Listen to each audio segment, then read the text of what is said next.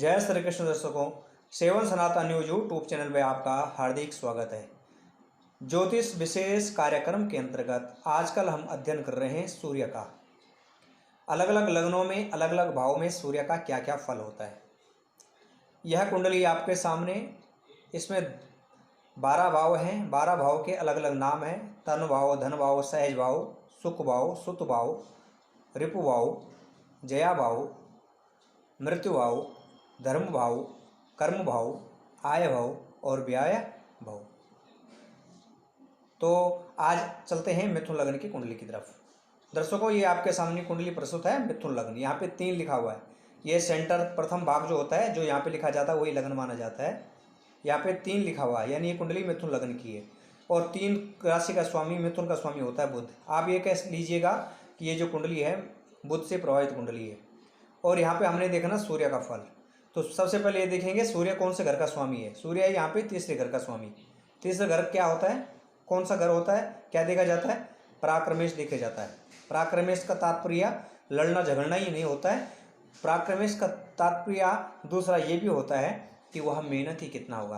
किसी भी अपने विरुद्ध हमने फाइट करना, संघर्ष करना, ये भी पराक्रम है। तो ये तृतीय भाव देखा जाता है। यहाँ पे व्यक्ति की लेखन शक्ति का और छोटे भाई का अध्ययन किया जाता है। साथ साथ में तृतीय भाव स्वामी और एकादश भाव के जो स्वामी होते हैं वो अच्छा नहीं होता है, जातक के लिए अच्छे फल प्रदान नहीं करते हैं। किंतु यदि वह लग्न के अति मित्र हैं तो बुरा फल भी प्रदान नहीं करते हैं। तो यह हमें देखना चाहिए कि लग्न की महत्व है, लग्न के वो मित्र हैं या शत्रु है। अगर शत्रु तृतीय भाव के स्वामी और एकादश भाव के स्वामी लग्न के शत्रु होते हैं तो वो बुरा फल देते हैं, कहीं भी बैठ जाए। तो आइए जानते हैं। यहाँ पे सूर्य तृतीयेश है, तृतीय भाव का स्वामी कहाँ बैठा हुआ है? इसके लग्न में बैठा हुआ। तो ज़्यादा क्या होगा, स्वतः उसका जो पराक्रम है, उसका जो लेखक है उसके अंदर विराजमान है। कहने का तात्पर्य क्या है, वो जो पराक्रम उसके अंदर है, पराक्रमेश होगा, पराक्रम करने वाला होगा, मेहनत करने वाला होगा। अपने पराक्रम से, अपनी मेहनत से, अपने संघर्ष से कुछ सब कुछ अपने आप प्राप्त करने वाला होगा, बनाएगा, मेहनत करेगा। सूर्य लग्न में बैठा हुआ है तो शारीरिक रूप से थोड़ा सा कुछ नुकसान करता है, या हो सकता है जातक पतला हो या कुछ ना कुछ समस्या हो सकती है।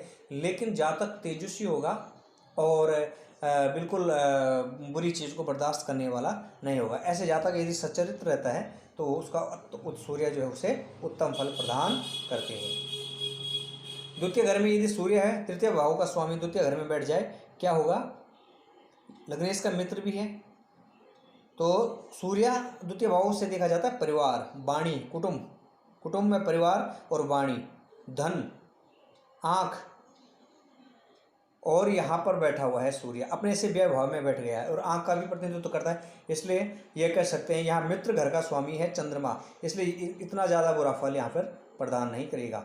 इसलिए सूर्य से थोड़ा सा आई साइड, आँख की रोशनी कमज़ोर हो सकती है। वाणी जातक की उग्र होगी, तेजस्वी वाणी होगी, उग्र होगी और परिवार से ज़्यादातर दूर रहने के योग बनता है। सूर्य की दशा अंतर्दशा में चिंताजनक होता है और धन नहीं रुक पाएगा जातक के पास। तृतीय भाव, अब आइए तृतीय भाव में सूर्य बैठा हुआ तो क्या स्वराशिगत होने के कारण पराक्रम करने वाला होगा, मेहनती होता है, छोटे भाई का साथ मिलता है। सप्तम दृष्टि धर्म भाव पे है, सप्तम दृष्टि यहाँ से धर्म भाव पे है। तो क्या होगा, अपने से सप्तम धर्म संबंधित आस्तिक थोड़ा सा कुछ कम हो जाएगा। हाँ, क्योंकि यहाँ पर सूर्य के शत्रु शनि की राशि है, इसलिए व्यक्ति थोड़ा सा धर्म कर्म कम करेगा और कुछ थोड़ा सा लॉजिक ढूंढेगा और हर किसी चीज़ में वैज्ञानिक ढूंढेगा। कारण इसके क्या कारण हो सकते हैं, इस तरह से वो कुछ ना कुछ उसमें डिस्कस करके छोड़ देगा धर्म कर्म करना। अब आए चतुर्थ भाव में सूर्य अपने से दूसरे घर में है। तो यहाँ पे अच्छा है, मित्र के घर में है। भूमि वाहन मकान का सुख जातक को मिलेगा, मेहनत के बाद मिलेगा, क्योंकि पराक्रमेश है बैठा हुआ। पराक्रमेश सुख भाव में बैठा हुआ। कहने का तात्पर्य ये, पराक्रमेश भावेश है ना, पराक्रमेश भाव पहले देखते हैं भावेश, फिर देखते हैं भाव स्थिति और फिर देखते हैं भाव दृष्टि। तो भावेश कौन है? पराक्रमेश। भाव स्थिति कहाँ बैठा हुआ? चतुर्थ भाव में। पराक्रमेश इसका सुख भाव में बैठा हुआ, पराक्रमेश इसका वाहन घर में बैठा हुआ, पराक्रमेश इसका मकान घर में बैठा हुआ, पराक्रमेश इसका माता के घर में बैठा हुआ है। तो सबसे पहले तो ये कह लीजिएगा कि ये अपने पराक्रम से सुख भोगेगा। किसका? मकान का। अपनी ही मेहनत से सुख भोगेगा वाहन का। अपनी ही मेहनत से सेवा करेगा या करेगी जो भी हो माता की। तो यहाँ पर अच्छा देता है, यदि बुद्ध बहुत अच्छा हो तो काफ़ी मेहनत के बाद भूमि वाहन का सुख तो मिलता है, लेकिन यहाँ पर माता से मतभेद अवश्य होता है। भले माता की ये सेवा तो करता है, लेकिन मतभेद विचारों में बनता ही है। अब आइए तृतीय पंचम घर में हो। पंचम में क्या है? भावेश कौन है? पराक्रमेश। कहाँ बैठा हुआ है? पंचम भाव में। अब देखिए जाए, अब यहाँ पे ये देखना है हमें पंचम भाव किस चीज़ का है? पुत्र का और विद्या का, तंत्र मंत्र का, प्रेम का। और सूर्य यहाँ पे बैठ गए, और वो कैसे स्थिति में है? नीच के हैं। तुला के जो सूर्य होते हैं नीच होते हैं, और मेष के ऊंच के होते हैं। तुला में नीच के होने के कारण यहाँ पर बिल्कुल भी अच्छा फल प्रदान नहीं करेगा, क्योंकि इसका जो पराक्रमेश है वह नीच हो गया, पराक्रमेश कमजोर हो गया। पराक्रमी मेहनती कहाँ से होगा? पराक्रमेश इसका नीच है, बहुत आलसी हो जाएगा, बहुत मेहनत बिल्कुल ये सोचेगा बिना मेहनत के मिल जाए। विद्या बुद्धि पराक्रमेश सूर्य नीच घर में विद्या के स्थान में, तो विद्या में नीच था यानी कमी। बुद्धि में विद्या बुद्धि में इसको सफलता नहीं मिल पाएगी। और संतान का भाव भी है तो संतान में विलम्ब होगा। जातक थोड़ा सा जिद्दी प्रवृत्ति का होगा, और प्रेम में भी इसको सफलता नहीं मिल पाती है। सप्तम दृष्टि आय भाव होने के कारण आय के साधन खुलेंगे, क्योंकि यहाँ पे बैठा हुआ और सप्तम दृष्टि यहाँ एकादश भाव पे, इसको कहते हैं आय। ऊंच घर में अपनी दृष्टि डालता है, मेष राशि में ऊंच का होता है, तो आय के साधन इसके खुलेंगे। कहीं ना कहीं से धन इसका कभी रुकेगा नहीं, आता रहेगा। अब बात करते हैं तृतीय छठे घर में बैठा हुआ है, तो सूर्य की दशा अंतर्दशा में क्या होगा? ये जो है अपने रिपु घर में कुंडली के यहाँ पे ये रिपु स्थान माना जाता है, शत्रु स्थान माना जाता है। इस जातक के शत्रु स्थान में कौन बैठा है? इसका पराक्रमेश बैठा हुआ है। अर्थात ये सूर्य की दशा अंतर्दशा जब भी आएगी, छोटे भाई बहनों से इसे कष्ट मिलेगा, कुछ न कुछ चिंताएं बढ़ेगी, कारण कुछ भी हो सकता है। ऋण हो जाएगा, कर्जा लेना पड़ेगा, मामा से चिंता हो जाएगी, शत्रु के कारण कोर्ट कचहरी में चक्कर लगाने पड़ेंगे, और हॉस्पिटल के भी चक्कर लग सकते हैं। और यहाँ से सप्तम दृष्टि इधर डालता है 1 2 3 4 5 6 7, ये व्यय भाव है, तो ये रोग का भाव है, व्यय करेगा। ये शत्रु का भाव है, शत्रु के कारण व्यय करेगा। ये कोर्ट कचहरी का संबंधित व्यय करेगा। अब आते हैं हम छठे घर में। छठे घर का फल आपको बता दिया। सप्तम घर में चलते हैं। इस मिथुन लग्न का पराक्रमेश सप्तम घर में है, तो कहने का बाद पराक्रमेश कहाँ है? सप्तम घर में। किसके घर में? पत्नी के घर में है, और जो बिजनेस पार्टनर है उसके घर में है, पति या पत्नी जीवन साथी के घर में है। तो ये देखेंगे मित्र मंगल की राशि में होने के कारण विवाह में विलम्ब, जीवन साथी कुछ जिद्दी एवं घमंडी हो सकता है, साझेदारी वाला व्यक्ति जो है नुकसान दे सकता है। ये यहाँ पे ध्यान रखना। जब भी सूर्य और अंतर्दशा आएगी तो जो उसका पार्टनर होगा, कौन सा लाइफ पार्टनर के साथ तो थोड़ा सा अनबन होगी ही, साथ में जो बिजनेस पार्टनर होगा वह भी यहाँ पे धोखा कर सकता है। मित्र बृहस्पति के घर में, माफ़ कीजिएगा, बृहस्पति घर में होने के कारण हाँ यहाँ पे हालांकि स्थिति अब थोड़ा सा बदल जाती है, और फिर भी लेकिन इन सब चीज़ों में कमी तो रहेगी ही। अब आप चलते हैं अष्टम घर में।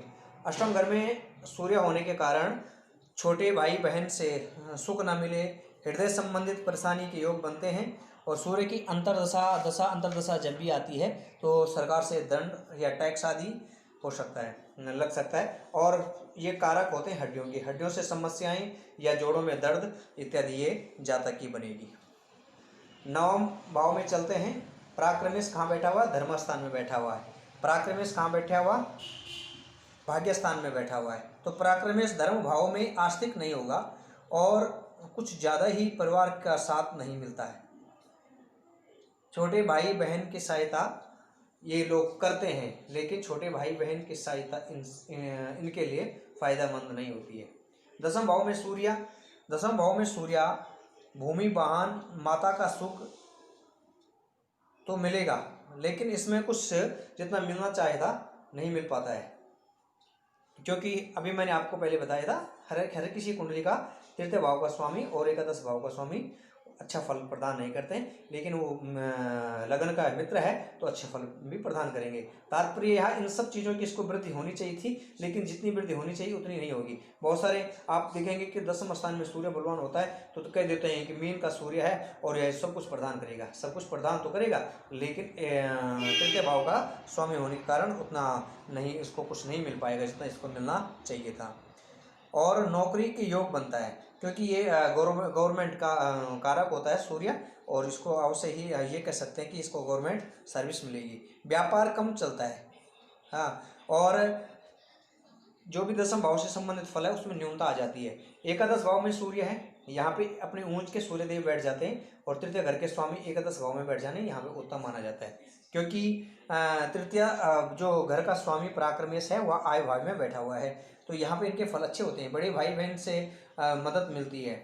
लेकिन जब सूर्य की दशा और अंतर्दशा आएगी और उसके उसमें प्रत्यंतर या अंतर्दशा इनके किसी भी शत्रु ग्रह की आती है तो यहाँ पे बड़े भाई से चिंता हो जाती है, झगड़ा हो जाता है, व्यक्ति निर्णय लेने में थोड़ा सा सक्षम नहीं हो पाता है। अब आए द्वादश भाव में सूर्य। द्वादश भाव में सूर्य मानसिक चिंता, हॉस्पिटल खर्चा, दुर्घटना आदि का भया और दशा में व्यर्थ ही खर्च किए जाते हैं। तो दर्शकों, ये सूर्य के द्वादश भाव में फल थे। सूर्य पराक्रमेश है, ये बुध के घर में है, ये यहाँ पे शुक्र के हैं, लेकिन तुला राशि के नीच के भी होते हैं, शत्रु भी हैं। मित्र के घर, ये मित्र के घर हैं, यहाँ पे शत्रु का घर, और ये पुनः मित्र का घर है।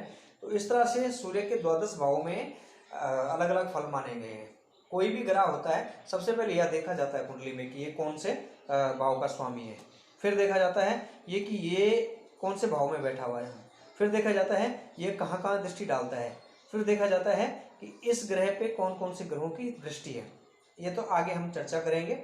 आज के लिए फिलहाल इतना ही है।